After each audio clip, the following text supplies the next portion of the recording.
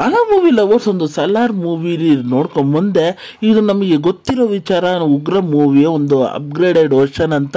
ಹಾಗೆ ಕೆಲವೊಂದು ಭಾಗಗಳು ಇಂಪ್ರೆಸಿವ್ ಆಗಿ ಅನಿಸುತ್ತೆ, ಕೆಲವೊಂದು ಭಾಗಗಳು ಓವರ್ ಪವರಿಂಗ್ ಆಗಿ ಫೀಲ್ ಆಗುತ್ತೆ ಅಂತ ಅನ್ಬೋದು. ಆದರೆ ಆ ಟ್ವಿಸ್ಟ್ ಆ್ಯಂಡ್ ಟರ್ನ್ಸ್ಗಳು ನಮಗೆಲ್ಲೂ ಮಜಾ ಕೊಡಲ್ಲ. ಹಾಗೆ ಸ್ಟೋರಿ ಸ್ವಲ್ಪ ಪ್ರಿಡಿಕ್ಟಬಲ್ ಆಗಿ ಫೀಲ್ ಆಗುತ್ತೆ ಅಂತ ಅನ್ಬೋದು. ಆದರೆ ಕೆಲವೊಂದು ಅಂಶಗಳು ನೋಡಿರೋದ್ರಿಂದ ನಮಗೆಲ್ಲೂ ಮೂವಿ ಹೊಸತನ ಫೀಲ್ ಆಗಲ್ಲ ಅಂತ ಅನ್ಬೋದು. ಹಾಗೆ ಮೂವಿ ಡೀಟೇಲ್ ರಿವ್ಯೂ ಹೋಗೋಕ್ಕಿಂತ ಮುಂಚೆ ನನ್ನ ಚಾನಲ್ಗೆ ಫಸ್ಟ್ ಟೈಮ್ ವಿಸಿಟ್ ಮಾಡಿದ್ದೀರಾ, ಇಲ್ಲ ವಿಡಿಯೋನ ಫಸ್ಟ್ ಟೈಮ್ ನೋಡ್ತಾ ಇದ್ದೀರಾ, ಈ ರಿವ್ಯೂ ನಿಮ್ಗೆ ಆನೆಸ್ಟ್ ಅನಿಸಿದ್ರೆ ಈ ವಿಡಿಯೋಗೊಂದು ಲೈಕ್ ಮಾಡಿ, ಹಾಗೆ ನನ್ನ ಚಾನಲ್ನ ಸಬ್ಸ್ಕ್ರೈಬ್ ಮಾಡಿ ಮತ್ತು ಬೆಲ್ ನೋಟಿಫಿಕೇಶನ್ ಆನ್ ಮಾಡಿ. ಹಾಗೆ ನಮ್ಮನ್ನ ಮರಿದೆ ಸೋಷಿಯಲ್ ಮೀಡಿಯಾ ಪ್ಲಾಟ್ಫಾರ್ಮಲ್ಲಿ ಫಾಲೋ ಮಾಡಿ, ಲಿಂಕ್ನ ಡಿಸ್ಕ್ರಿಪ್ಷನಲ್ಲಿ ಕೊಟ್ಟಿರ್ತೀನಿ. ಹಾಗೆ ಮೂವಿಯ ಡ್ಯೂರೇಷನ್ ವಿಚಾರಕ್ಕೆ ಬಂದರೆ 2 hours 52 minutes ಇದೆ ಅಂತ ಅನ್ಬೋದು. ಇಷ್ಟು ಲೆಂತಿ ಬೇಡ ಆಗಿತ್ತು. ಕೆಲವೊಂದು ಜಾಗದಲ್ಲಿ ಆ ಲೆಂತಿ ಡ್ರ್ಯಾಗ್ ಮಾಡಿರೋ ವಿಚಾರನ ಸ್ವಲ್ಪ ಎಡಿಟ್ ಮಾಡಿದ್ರು 2 hours 30 minutes ಬರ್ತಾ ಇತ್ತು ಅಂತ ಅನ್ಬೋದು. ಮೂವಿ ಇನ್ನೂ ಕಾಂಪ್ಯಾಕ್ಟ್ ಆಗಿ ಬೆಟರ್ ಆಗಿ ಫೀಲ್ ಆಗ್ತಾ ಇತ್ತು ಅಂತ ಅನ್ಬೋದು. ಹಾಗೆ ಮೂವಿಯ ಒನ್ ಲೈನರ್ ಸ್ಟೋರಿ ವಿಚಾರಕ್ಕೆ ಬಂದ್ರೆ, ಇಬ್ರು ಒಂದು ಪ್ರಾಣ ಸ್ನೇಹಿತರು, ಇಬ್ರಿಗೂ ಒಂದೊಂದು ಪ್ರಾಮಿಸ್ ಮಾಡ್ಕೊಂಡಿರ್ತಾರೆ ಅಂತ ಅನ್ಬೋದು. ಹಾಗೆ ಆ ಸ್ನೇಹಿತ ಒಂದು ಕುರ್ಚಿಗೋಸ್ಕರ ಒಂದು ಕ್ಯಾನ್ಸರದಲ್ಲಿ ಹೋರಾಟದಲ್ಲಿ ನಿಂತಿರ್ತಾರೆ ಅಂತ ಅನ್ಬೋದು. ಹಾಗೆ ನಮ್ಮ ಹೀರೋ ಅದನ್ನ ಹೇಗೆ ದಕ್ಕಿಸ್ತಾರೆ ನಮ್ಮ ಸ್ನೇಹಿತನಿಗೆ, ಮತ್ತೆ ಅಲ್ಲಿ ನಡೆಯೋ ಕೆಲವೊಂದು ಪಾಲಿಟಿಕ್ಸ್ಗಳನ್ನ ಈ ಮೂವಿಯಲ್ಲಿ ನಿಮಗೆ ತೋರಿಸಿದ್ದಾರೆ ಅಂತ ಅನ್ಬೋದು. ಮೂವಿ ವಿಚಾರಕ್ಕೆ ಬಂದ್ರೆ ಇಲ್ಲಿ ಏನು ಹೊಸ ಥರ ಏನು ಇಲ್ಲ ಅಂತ ಅನ್ಬೋದು. ಟಿಪಿಕಲಿ ಉಗ್ರ ಮೂವಿ ನೋಡ್ದಂಗೆ ಹಲವಾರು ವಿಚಾರಗಳು ಈ ಮೂವಿಯಲ್ಲಿ ಫೀಲ್ ಆಗುತ್ತೆ ಅಂತ ಅನ್ಬೋದು. ಈಸಿಯಾಗಿ ನೆಕ್ಸ್ಟ್ ಸೀನ್ ಏನಾಗುತ್ತೆ ಅನ್ನೋದನ್ನ ನಾವು ಈಸಿಯಾಗಿ ಪ್ರಿಡಿಕ್ಟ್ ಮಾಡೋ ಥರ ಇತ್ತು ಅಂತ ಅನ್ಬೋದು.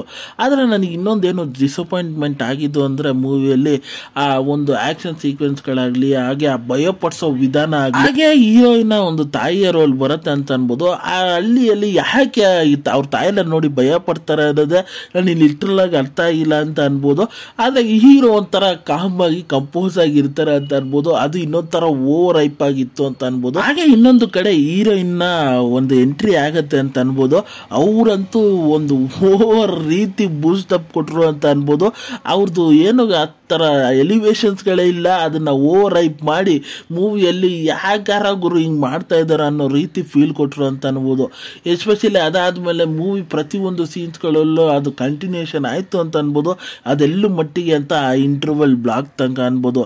ಹಾಗೆ ಫಸ್ಟ್ ಹಾಫು ನನಗೆ ಅಷ್ಟೊಂದೇನು ಆ ಮೂಮೆಂಟ್ಸ್ಗಳಿರಲಿಲ್ಲ. ಅದು ಟಿಪಿಕಲಿ ತಾಯಿಯ ಎಮೋಷನ್ನು ಅದು ರಿಪೀಟಬಲ್ ಆಗಿ ಮಾಡೋಕ್ಕೆ ಪ್ರಯತ್ನ ಮಾಡಿದ್ದಾರೆ. ಅದು ನಮಗೆಲ್ಲೂ ಫೀಲ್ ಆಗೋ ರೀತಿ ಇರಲಿಲ್ಲ ಅಂತ ಅನ್ಬೋದು ಮೂವಿಯಲ್ಲಿ. ಆದರೆ ಮೂವಿಯ ಸೆಕೆಂಡ್ ಹಾಫು ನನಗೆ ಸ್ವಲ್ಪ ಬೆಟರ್ ಆಗಿ ಫೀಲ್ ಆಯಿತು ಅಂತ ಅನ್ಬೋದು. ಆ ಕ್ಯಾನ್ಸರ್ ಅನ್ನೋ ವಿಚಾರ ತೋರಿಸಿ ಅದರದ್ದೊಂದು ಹಿನ್ನೆಲೆಯನ್ನು ಕ್ರಿಯೇಟ್ ಮಾಡಿ, ಅದಕ್ಕೆ ಒಂದು ಕಿಂಗ್ಸ್ಗಳನ್ನು ಹುಟ್ಟಾಕಿ, ಅಲ್ಲಿ ಒಂದು ಪಾಲಿಟಿಕ್ಸ್ಗಳ ಥರ ಒಂದು ವೋಟಿಂಗ್ ವಿಧಾನ ಇಂಟ್ರೊಡ್ಯೂಸ್ ಮಾಡಿರೋ ವಿಧಾನ ಆಗಲಿ ಸಿಕ್ಕಾಪಟ್ಟೆ ಚೆನ್ನಾಗಿತ್ತು ಅಂತ ಅನ್ಬೋದು. ಹಾಗೆ ಅಲ್ಲಿ ಕುರ್ಚಿಗೋಸ್ಕರ ಅಲ್ಲಿ ನಡೆಯೋ ಕೆಲವೊಂದು ಪಾಲಿಟಿಕ್ಸ್ಗಳನ್ನು ಬ್ಯೂಟಿಫುಲ್ ಆಗಿ ಇಂಟ್ರೊಡ್ಯೂಸ್ ಮಾಡ್ರು ಅಂತ ಅನ್ಬೋದು. ಹಾಗೆ ಅಲ್ಲಿ ನಮ್ಮ ಸ್ನೇಹಿತನ ಒಂದು ಕ್ಯಾರೆಕ್ಟರೈಸೇಷನ್ನ ಎಸ್ಟಾಬ್ಲಿಷ್ ಮಾಡಿರೋದು ಸಿಕ್ಕಾಪಟ್ಟೆ ಬ್ಯೂಟಿಫುಲ್ ಆಗಿತ್ತು ಅಂತ ಅನ್ಬೋದು. ಹಾಗೆ ಮೂವಿ ನನಗೆ ಸೆಕೆಂಡ್ ಹಾಫಲ್ಲಿ ಕೆಲವೊಂದು ಆ್ಯಕ್ಷನ್ ಸೀಕ್ವೆನ್ಸ್ಗಳು, ಹಾಗೆ ಕ್ಲೈಮ್ಯಾಕ್ಸ್ ಆ 40 minutes ಸಿಕ್ಕಾಪಟ್ಟೆ ಬೂಸ್ಟ್ ಅಪ್ ಆಗಿತ್ತು ಅಂತ ಅನ್ಬೋದು. ಲಿಟ್ರಲ್ ಆಗಿ ನಾನು 40 minutes ಮೂವಿಗೆ ಒಂದು ಪ್ಲಸ್ ಆಯಿತು ಅಂತ ಅನ್ಬೋದು. ಹಾಗೆ ಆ ಕ್ಲೈಮ್ಯಾಕ್ಸಲ್ಲಿ ಅಂಟ್ಕೊಂಡೇ ಇರೋ ಒಂದು ಟ್ವಿಸ್ಟ್ನ ಕೊಟ್ಟಿದ್ದು ಚೆನ್ನಾಗಿತ್ತು ಅಂತ ಅನ್ಬೋದು.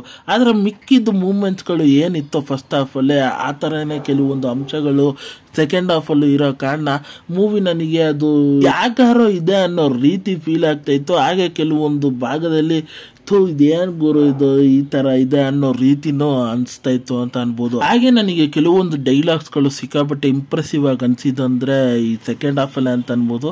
ನೀನು ನಿಜವಾಗ್ಲೂ ಮನುಷ್ಯನ ಇಲ್ಲ ದೇವತೆಲ್ಲ ಅಂತ ಒಂದು ಅಜ್ಜಿ ಮುಟ್ಟು ನೋಡೋ ಸೀನ್ಸ್ಗಳಾಗಲಿ, ಆಮೇಲೆ ಸೆಕೆಂಡ್ ಹಾಫಲ್ಲಿ ಕೆಲವೊಂದು ಜೈಲ್ ಸೀಕ್ವೆನ್ಸ್ಗಳಲ್ಲಾಗಲಿ ಸಿಕ್ಕಾಪಟ್ಟೆ ಬ್ಯೂಟಿಫುಲ್ ಆಗಿ ಆ ಡೈಲಾಗ್ಸ್ಗಳನ್ನು ಬರ್ಕೊಟ್ಟಿದ್ದಾರೆ.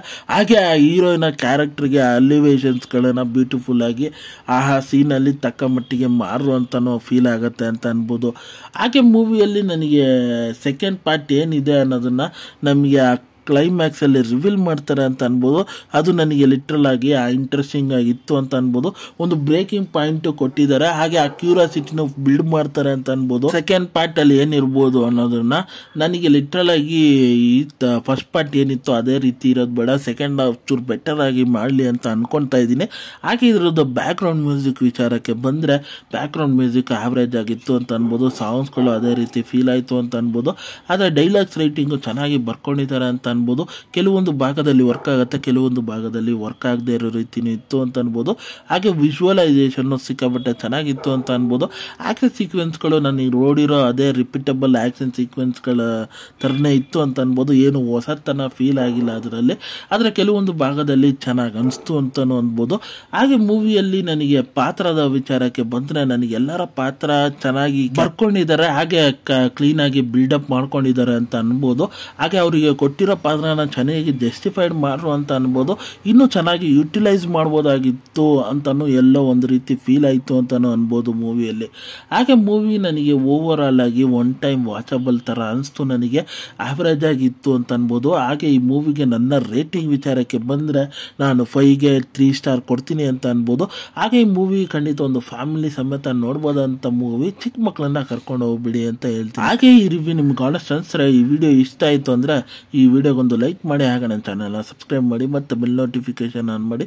ನಿಮ್ಮ ಅನಿಸಿಕೆ ಅಭಿಪ್ರಾಯ ಏನೇ ಇದ್ರೂ ಕಮೆಂಟ್ ಮೂಲಕ ತಿಳಿಸ್ಬೋದು. ಈ ವಿಡಿಯೋ ಇಷ್ಟ ಆಯಿತು ಅಂದರೆ ಎಲ್ಲರಿಗೂ ಶೇರ್ ಮಾಡಿ. ಮತ್ತೆ ಮುಂದಿನ ರಿವ್ಯೂಯಲ್ಲಿ ಸಿಗ್ತೀನಿ. ಅಲ್ಲಿ ತನಕ ನನ್ನ ಚಾನಲ್ಗೆ ಸ್ಟೇ ಟ್ಯೂನ್ ಆಗಿರಿ. ಮರಿದೆ ನನ್ನನ್ನು ಸೋಷಿಯಲ್ ಮೀಡಿಯಾ ಪ್ಲ್ಯಾಟ್ಫಾರ್ಮಲ್ಲಿ ಫಾಲೋ ಮಾಡಿ.